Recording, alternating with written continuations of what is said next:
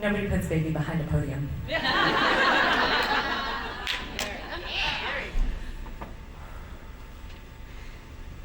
My natural state is extremely strategic and extremely motivated.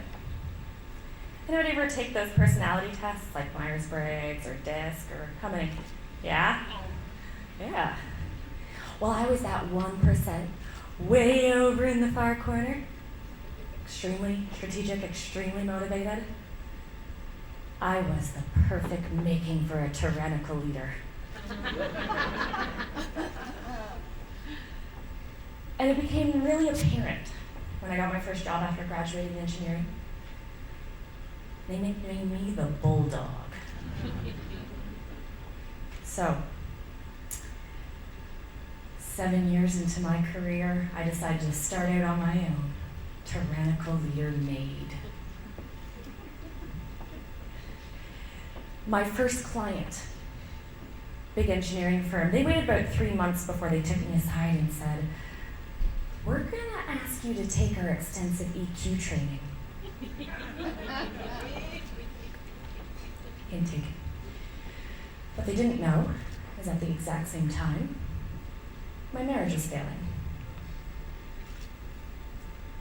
1 year into my marriage, because I had spent my career, my time in education, building up walls, protect myself, not show up with emotion, to be the career woman I thought I needed to be. I couldn't take those walls down when I came home. Not even to the man that I loved and married. I didn't know how. So, with extensive EQ training and then putting it into practice every day in marriage counseling, I learned something really important. The foundation of values and living by them. And I'm happy to tell you that this year I'm celebrating 10 years married. And I have the foundation that was the epiphany moment of what it means to connect and build a good culture. And that's why I started ENTA Solutions with my co-founder, Adam Colazetti.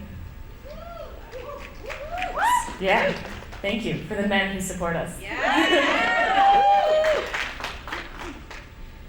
So, here I am, and I'm going to tell you a little bit about a gentleman you've already heard, Peter Drucker. He said, "Culture eats strategy for breakfast." Well, not to disagree with the man, but I disagree, Mr. Peter Drucker. Culture is a strategy. And I'm going to tell you why. Because there's lots of profitable businesses out there that treat their people like a commodity. We heard it already. They treat their people like a commodity to be used up in the pursuit of profits. And they're profitable. They're a successful business.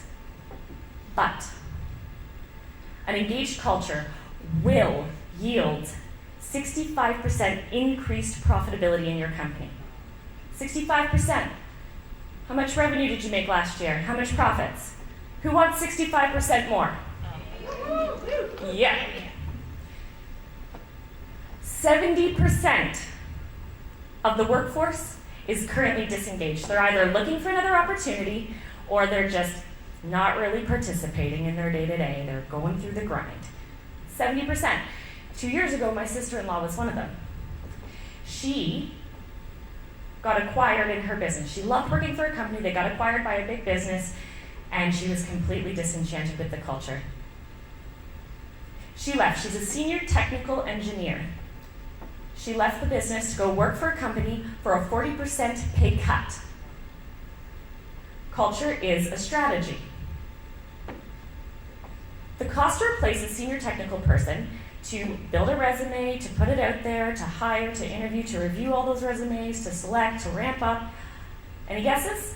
How much? $160,000. That's conservative. Think you have money to invest in culture? Okay.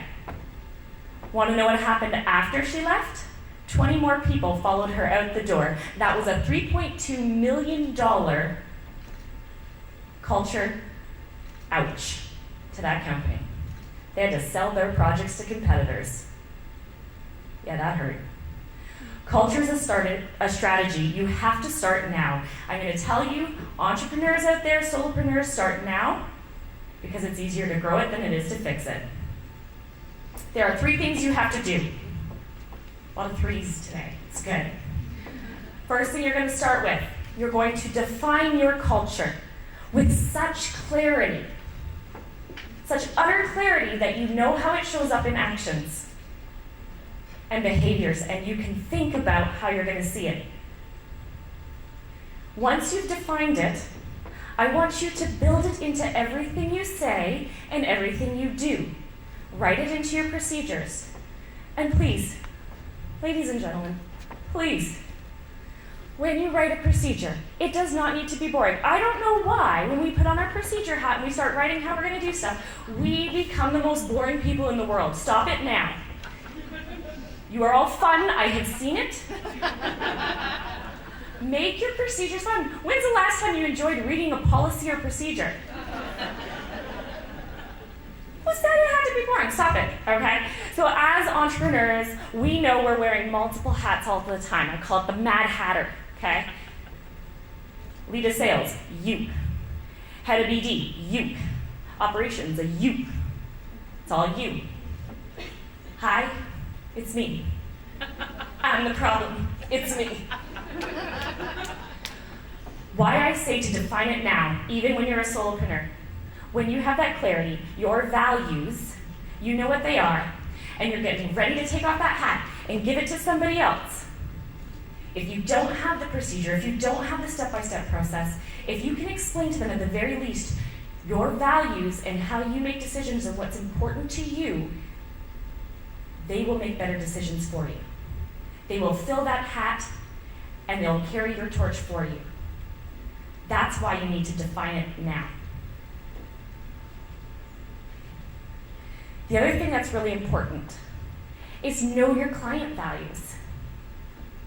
We heard earlier today talking about love language.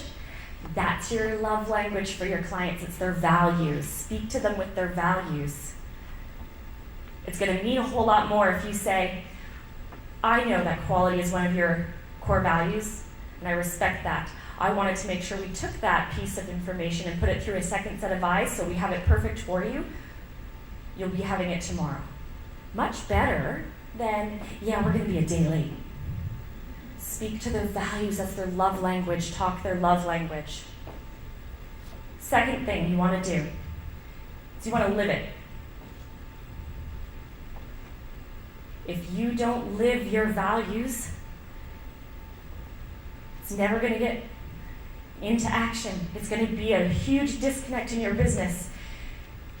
There is a group of marketers sitting around a table arguing. They're picking what letter font to put on their big new office wall. You know, should it be Arial, Times New Roman? No. Got some graphic designers in here. The CEO walks in and goes, what's going on?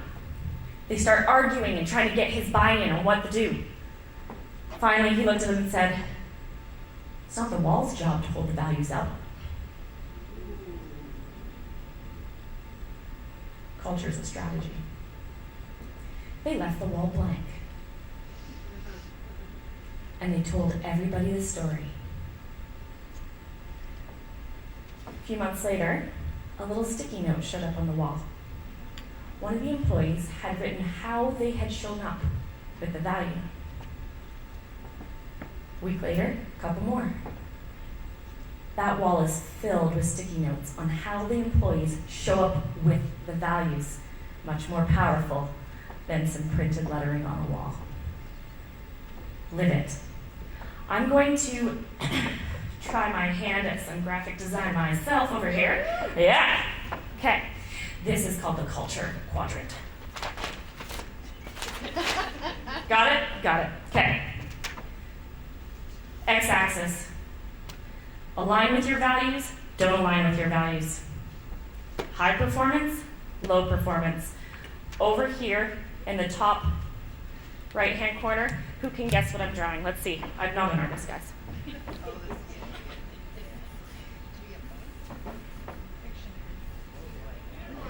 Unicorn. Let's give it a name. Ah, these are your unicorns. Oh, thank you.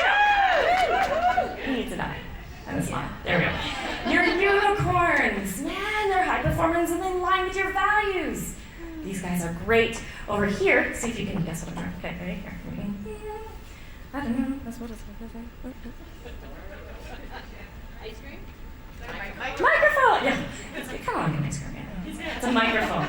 Okay, these are your idle contestants. All right? They live by your values, but you know, they just need some help, man. You know, a little Simon Cowell in there. Lift them up. Give them an opportunity. Support these guys. They might be your star players one day. These guys, super easy. How's that? I don't know. Anchor. Yeah, they're holding your ship back, man. You're not going anywhere. It is okay to self-elect people off the bus. It is okay to inspire these people to leave or to get rid of them faster than that. It is okay. They're going to have a better fit somewhere else. They're going to light up somewhere else, and that's good. Okay, this is the hard one.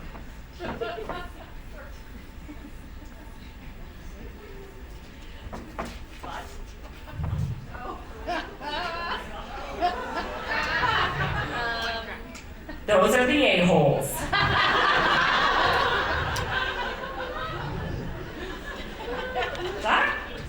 We've all worked with one or for one. And they're the hardest to deal with because, man, they get the results. But they don't live by the values. There was a project manager who did just this. And you know what happened? He got promoted.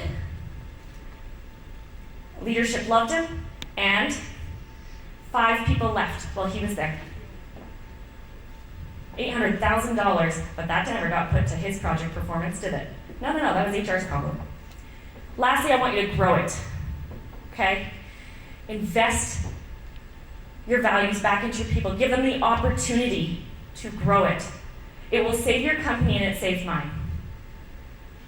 When a few clients came and they couldn't pay their bills, we couldn't make cash flow. We couldn't make payroll. We didn't have the cash flow happening. It'll happen in your business. It's a fight between capacity and cash flow. Capacity or cash flow. So what are you going to do if you don't have the money to pay your people? Well, we had a courageous conversation with our people. We told them, we don't know what to do. We can't make payroll. Our people showed up. They offered what they could. They said, I won't do my expenses this month. Some people said, I won't take a paycheck this month. Saved our business. And we were able to grow because they were willing to be with us in that vulnerable moment. And they represented it, and we recognized them for it. And it was hard. It was hard to have that conversation. As leaders, you never want to be that vulnerable, but we were vulnerable, and we allowed them, and they stepped up. Culture saved our company. And those people are the most important asset we have. If you don't take control of your culture, somebody else will. Because you have a culture, whether you have defined it or not. It's there. So who do you want driving your bus? Culture is a strategy. Start now.